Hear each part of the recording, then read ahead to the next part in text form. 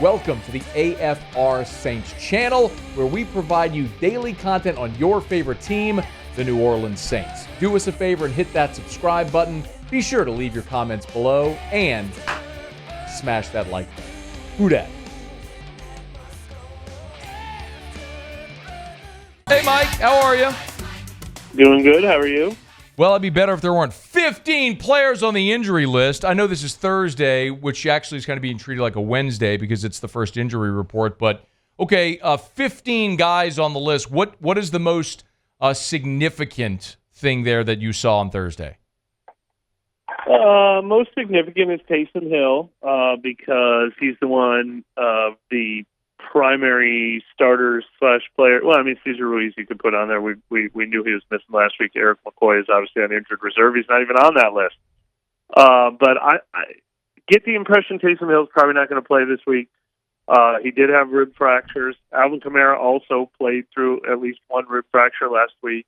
Dennis Allen said he might not go on injured reserve, so it could just be a 1 or 2 week thing. But until we see him, I think he's a long shot for this week. I feel like Cesar Ruiz feeling a little doubtful, but good sign that DeMarion Davis and Tyrann Mathieu were out there, which were two guys we wondered about, and to see them out there so early in the week is a really good sign. What about Kendre Miller returning? He's back in practice, and he's healthy enough to practice, and now I think it's going to be rust and trust. I just came up with that. I love it so much. I wonder if you had written that down somewhere. No, that was just right off the top.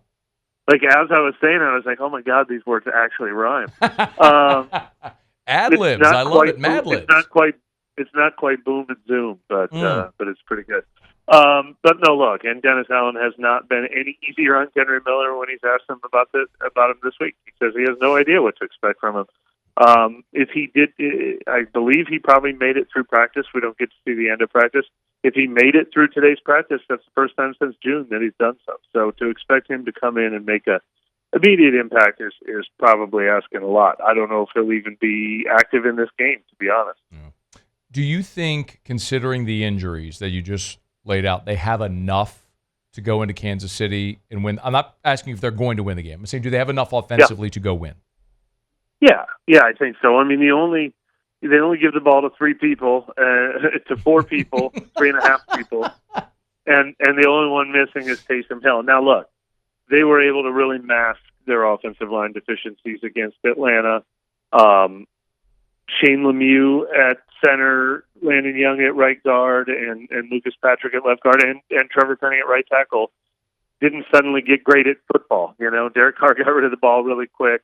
They still gave up some pressures. They still worked their way around it. And I think Clint Kubiak is going to be able to continue to work his way around offensive line deficiencies. It's been really impressive how he's done that so far, but now they're going against Chris Jones, who might be the best interior pass rusher in the league now that Aaron Donald is retired. And the last time they went against a interior pass rusher who was playing lights out 2 weeks ago, against Philadelphia, it wreaked havoc on them. So this is a very tough matchup for a banged-up offensive line. He's on Twitter at Mike Triplett, neworleans.football. Chat's brought to you by Benny's Car Wash. I'm going to pivot. We'll come back to the Monday Night Football here in a second, but I'll pivot since we're on offense, and I'll get your take on the Davante Adams situation. First of all, is there anything you can share just from the Saints' perspective about their level of interest and what they might be willing to do here? Yeah, I mean, I think they're probably in the due diligence mode. They will absolutely have those conversations and find out where the Raiders are at.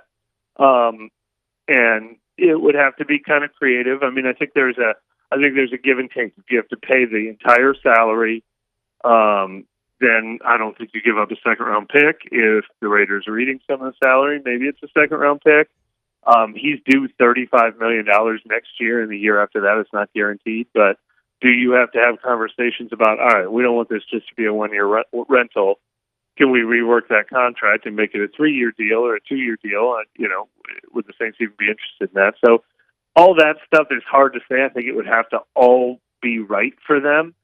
But I do think there is no question about the fit. There's no question about the need. Yes, offensive line is a bigger need, but receiver is a need for this team.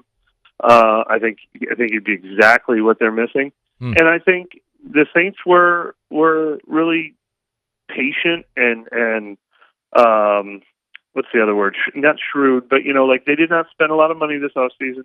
They were not frivolous. The only guys they spent money on were 25. They didn't trade future draft picks. They were catching up on the salary cap a little, thinking about the future a little.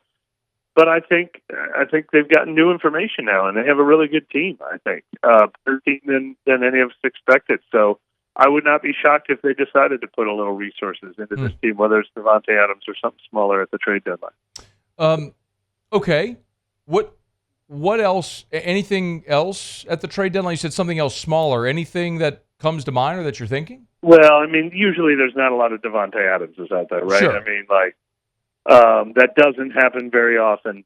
But do they, if there's a couple more injuries, do they add a receiver who doesn't necessarily move the needle, but, fits what they need? Do they find that offensive lineman?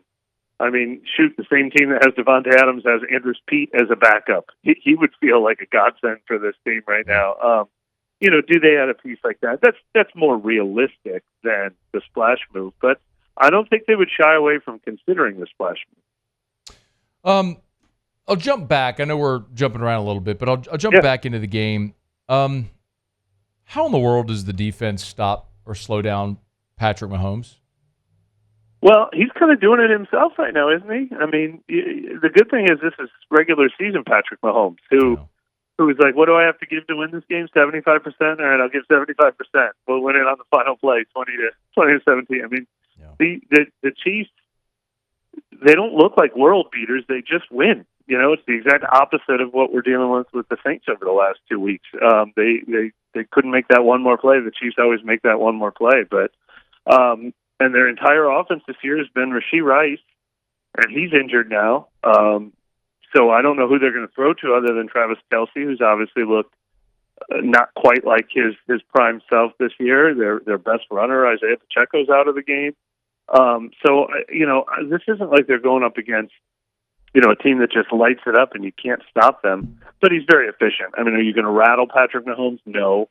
If you get to him once or twice, you're not going to put him under duress and throw him off. It's the same as everything else. You've got to match points. You've got to make them work for their drives. Stop giving up these 60-yard plays. Make the team go 10 plays if they're going to score points against you, and try to be ahead on the scoreboard if you can. The defensive injuries, Willie Gay's out, and Demario Davis, Tyrann Mathieu returned. Do you worry, or is there any concern from the Saints' perspective about an individual or a position group matchup in this game on Monday Night Football? Not necessarily. The Chiefs have a really good interior offensive line. The Saints have not been getting a lot of interior pass rush, a little bit with Brian Brzee. So that's a matchup that favors the Chiefs. But other than that, no. I mean, if Willie Gay's the worst injury that they have, that's pretty good. That's you can absorb that, especially with Demario Davis coming back. So I don't think the matchup is too daunting, except for the fact that it's maybe one of the 2 or 3 best quarterbacks in NFL history that they're facing.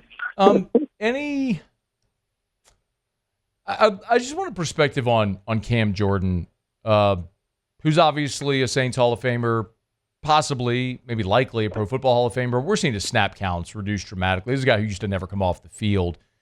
What, at this point, Mike, do we realistically expect from Cam Jordan anymore? I would expect more of the same as long as they're healthy. As long as Carl Granderson and Chase Young are healthy, they're going to get most of the defensive end snaps. And Cam Jordan will get around his 20 as a rotational guy who's capable of still being an asset against the run as both an end, maybe moving into that defensive tackle in the NASCAR package that we've seen a few times as a pass rusher, but a rotational guy unless there's injuries, he needs to step up and be more. I mean, he's sort of growing old gracefully, I guess you'd say. Yeah. When can we expect your exclusive one-on-one with Tay-Tay?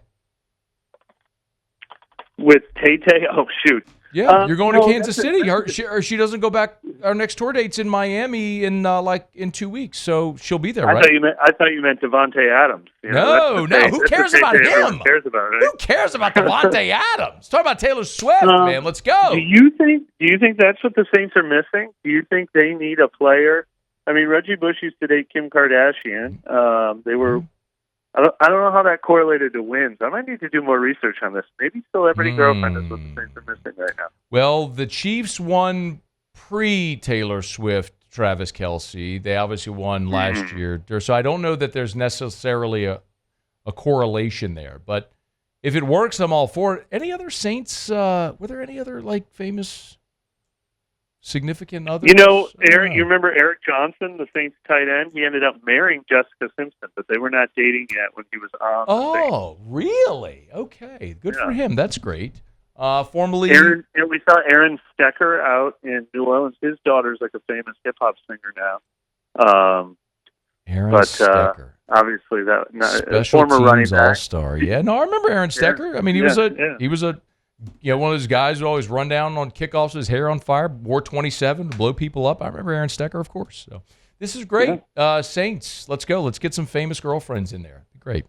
In the meantime, let us know about the Taylor Swift interview. I'll look forward to it there at neworleans.football. He's on Twitter at Mike Triplett, and our chats are brought to you by Benny's Car Wash every Thursday. Thanks, man.